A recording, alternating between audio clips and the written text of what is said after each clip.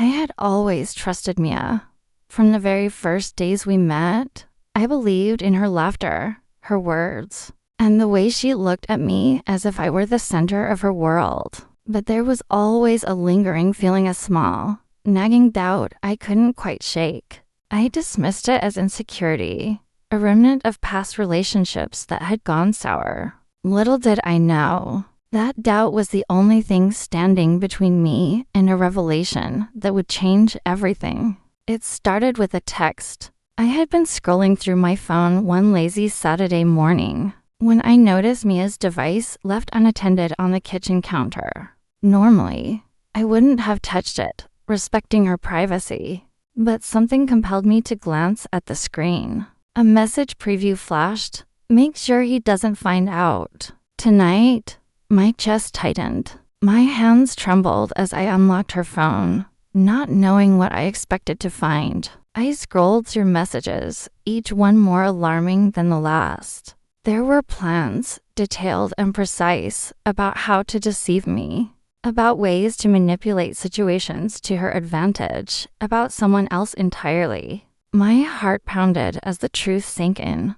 She had been plotting betrayal right under my nose. I froze, staring at the screen, a storm of disbelief, hurt, and anger churning within me. Everything I thought I knew, the late-night texts, the laughter we shared, the intimacy, was now cast in a horrifying new light. She had been planning to betray me, and I had been blissfully unaware. When Mia walked into the kitchen, I didn't say a word. She greeted me with her usual warmth, completely oblivious to the storm raging inside me. Her laughter, once comforting, now felt like a cruel reminder of the deceit she had orchestrated. My mind raced with questions. How long had this been going on? How many lies had she told me? How much of my life had been a carefully constructed illusion? I confronted her that evening. We sat across from each other at the dining table, the air thick with tension.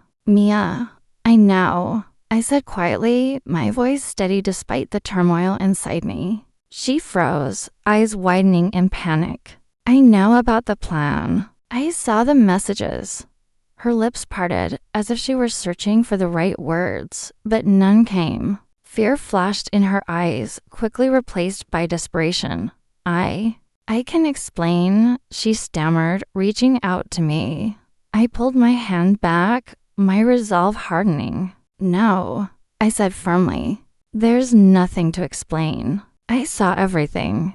I know what you were planning. She looked at me, tears welling up in her eyes. Please, you don't do this. I love you. I didn't mean. I shook my head, cutting her off. Love doesn't look like planning someone else behind my back. It doesn't look like deception and manipulation. What you were doing isn't love, it's betrayal. And I won't be part of it. Her pleas echoed in the room, desperate and pleading. But I could no longer hear them. All I could feel was the betrayal, sharp and raw, cutting through the foundation of everything I had believed. The love I had given freely, without hesitation, had been used as a weapon against me. And I realized then that walking away was the only choice that preserved my dignity and self-respect. I stood, moving toward the door. She lunged toward me, tears streaming down her face. Don't leave. Please, I can fix this. I'll do anything.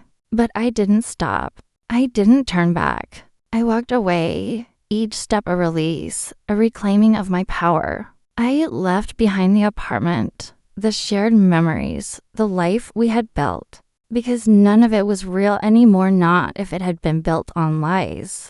The days that followed were surreal. Friends reached out, sensing the change in me, offering comfort and support. I avoided her calls, her texts, the desperate attempts to contact me.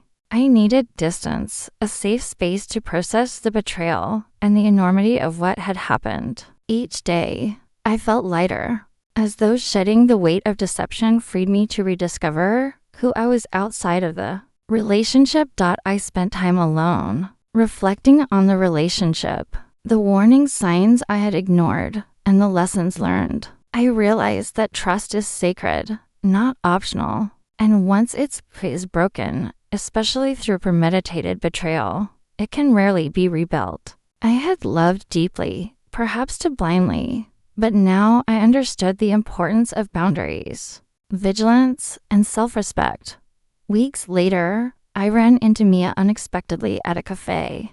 She approached cautiously, hope in her eyes, as if expecting reconciliation. "Please, can we talk?" she asked softly. I looked at her for a long moment, seeing the desperation etched into her expression. But I had already made my choice. I shook my head gently, but firmly.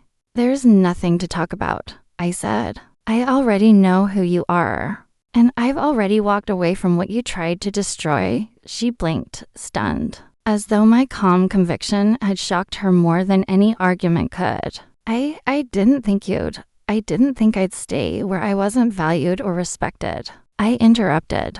"I didn't think I'd allow myself to be betrayed without consequence. I didn't think I'd be powerless." Her face fell, the realization of her own actions settling in. For the first time, I saw her speechless, not because I had shouted or cried or begged, but because I had chosen strength over despair. My response wasn't vengeance, it was integrity, self-respect, and refusal to be dragged into the cycle of deceit she had orchestrated. Walking away didn't just remove her from my life, it allowed me to reclaim my identity, my self-worth, and my future. I began to explore new opportunities, reconnect with old passions, and surround myself with people who valued honesty and loyalty. Each day was a reminder that betrayal, as painful as it is, can become a catalyst for growth and self-discovery. In time, I found peace. I didn't dwell on the past, nor did I allow anger to dominate my thoughts. Instead, I focused on the life ahead, built on trust, respect, and authenticity. Mia's betrayal had been a harsh lesson, but it had also been a turning point, one that taught me the value of recognizing deceit, walking away, and refusing to let someone else define my worth. Reflecting on the experience, I realized that the most powerful response to betrayal isn't confrontation, pleading, or revenge. It's the quiet strength to walk away, the courage to honor your own dignity, and the clarity to recognize that some people are not meant to be in your life. I caught me applauding betrayal, yes, but in walking away, ignoring her pleas, and reclaiming my life, I discovered something far more important: my own resilience,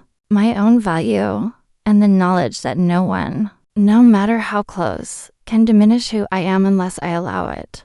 That day, when I closed the door behind me for the final time, I wasn't just walking away from a relationship, I was walking toward a future defined not by deceit, but by integrity, strength, and the certainty that I would never again compromise my self-respect for someone who didn't deserve it. And as I stepped into the sunlight outside, I felt the weight of betrayal lift, replaced by the quiet, unwavering power of someone who knew their worth and refused to settle for anything less.